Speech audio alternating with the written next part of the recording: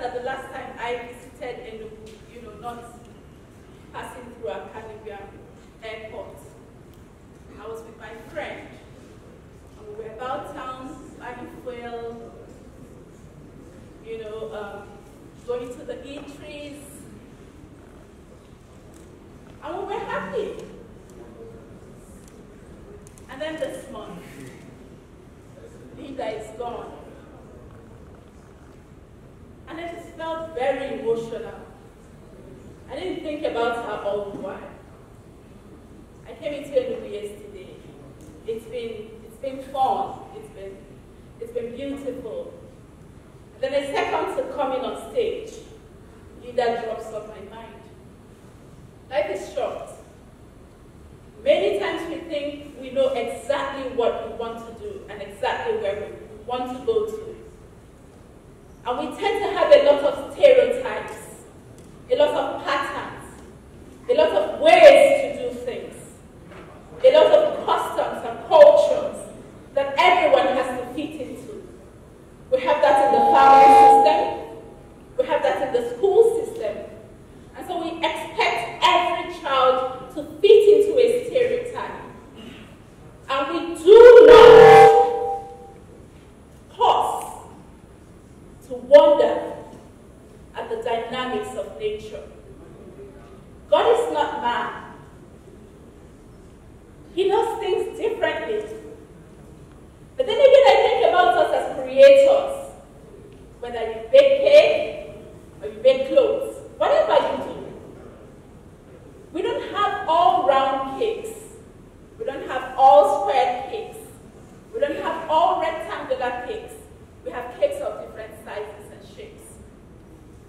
Some are made in the pattern of cartoon characters. These days you have cakes in the form of the person who is celebrating. And so we have diversities. I just wonder, why do we want to have typical human beings?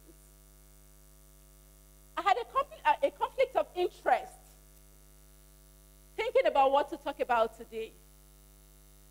I thought in the line of myself as a therapist, because I'm going to be talking to you about disability management and the possibility that there is a gold mine in what we call disability.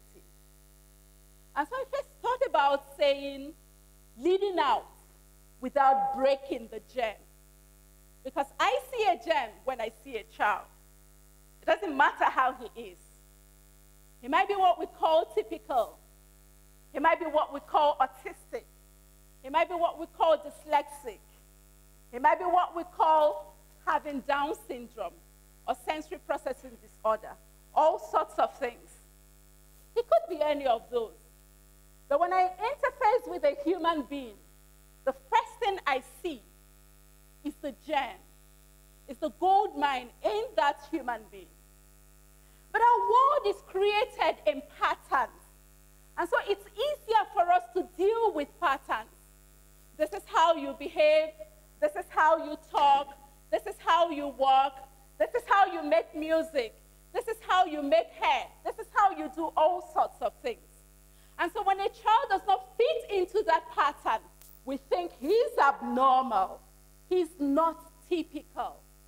Who defines abnormality? Who defines what is normal? Maybe we define the concept of normal and typical from our phenomenological realities, what we are used to, what we have been taught, what we have experienced, what we have seen in various places. Is that really normal? I paused to look at Chigol again. Now, she wasn't typical Omera child. From an aristocratic family, elitist, rich, political, the VVIPs. She wasn't succeeding in school. She wasn't doing the typical things. And the father was trying to fit her into a mold. This is the Omera mold. You dare not step out of it. This is how we do things. This is who we are. This is how we succeed. How dare change that pattern. And that's what we do every time. Now, all of us have met children who are not typical. You have met a child who probably has autism, a child who is dyslexic, who's in the classroom and looks apparently normal, but is not succeeding. You probably have met that child who can sit still. You know, he can't sit in a place without something moving. Something has to be moving. Or you have met that child who listens to you. And you say, what is this? And he says, this is a cup. And you say, what do you do with this? He doesn't know what you do with it. And he's drinking water, and you say, what are you doing? And he says, I'm drinking water. And you say, so what do you do with a cup? He doesn't know. He's holding a cup in his hand. He's drinking water. He knows he's drinking water, but he doesn't know what he's doing. And that translates to having expressive language disorder. And so we bring them into a place. You know, we all tend to dissociate with these children. He's not normal.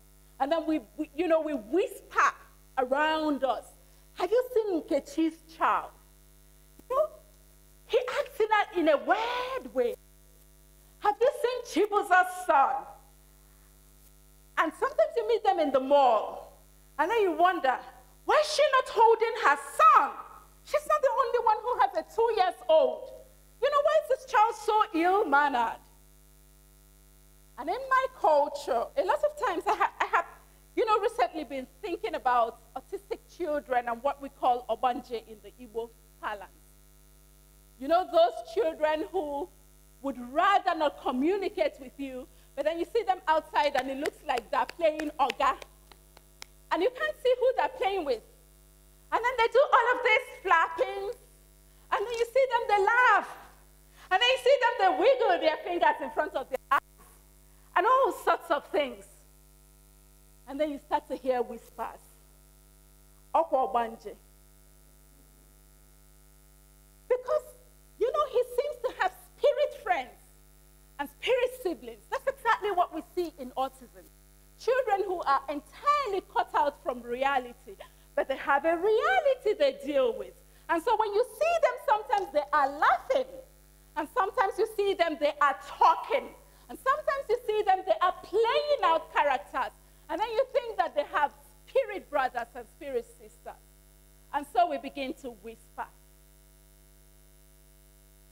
Have we ever paused to think that there could probably be a reason why these people are here?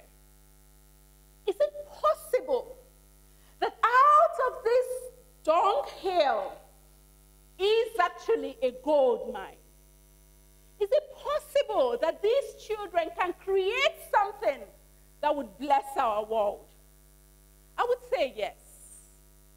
In my practice as a clinical psychologist dealing with developmental cases, I have seen children who are absolutely cut out from reality, cut out from what is normal, cut out from what is typical, create wonders of life. I have seen an autistic child paint amazing pictures.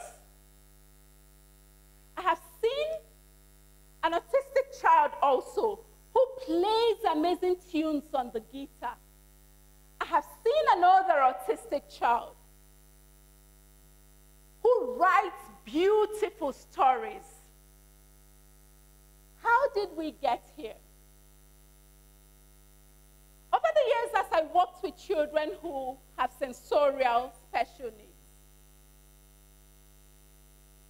I began to pause to see if by any reason I would, you know, see something, just maybe a little bit of light, a little bit of something that can be sold to the world from these children.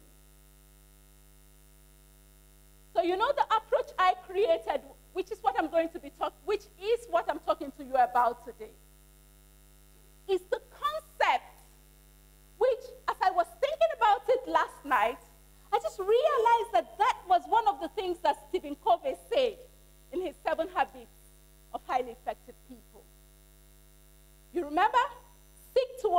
understand before you are understood.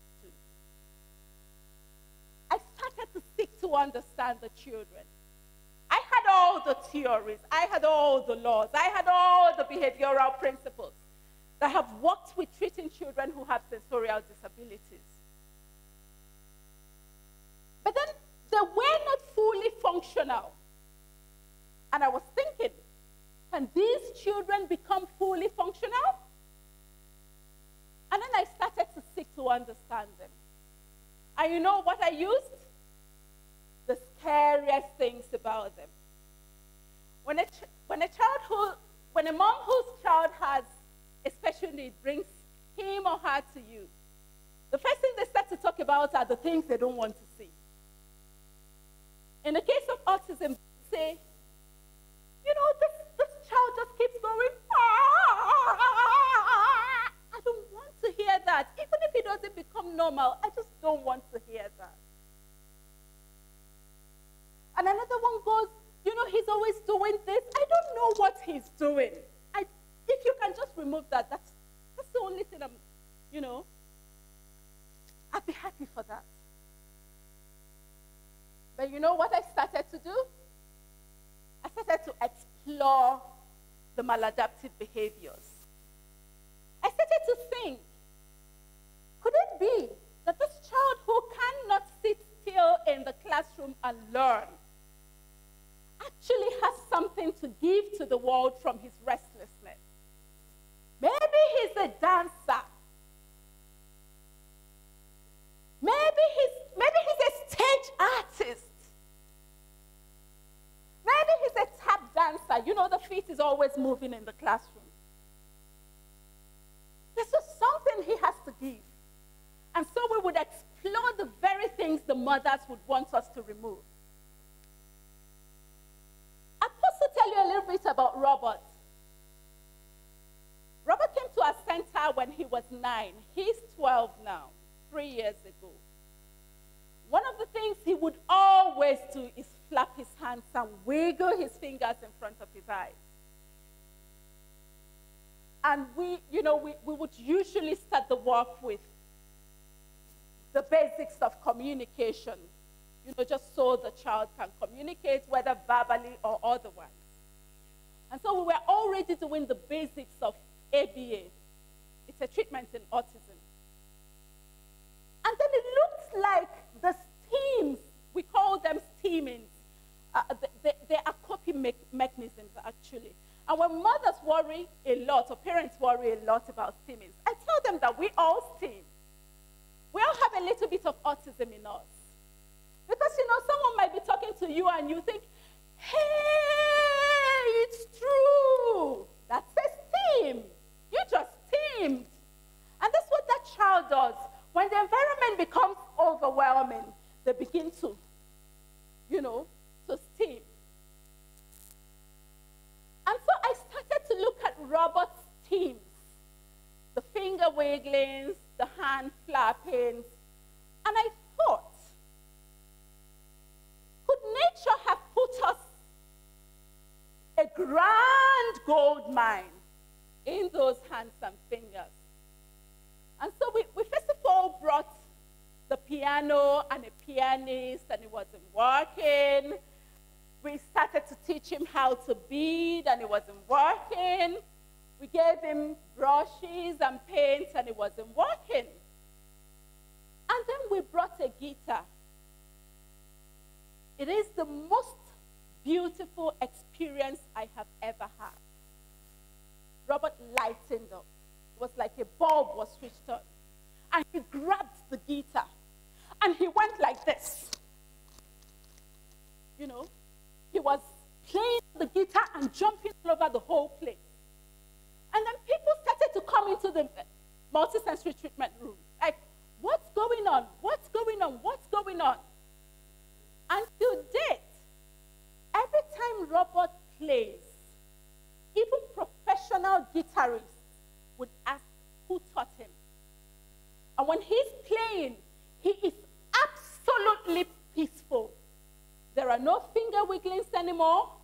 There are no neck twitches anymore. There are no hand flappings anymore.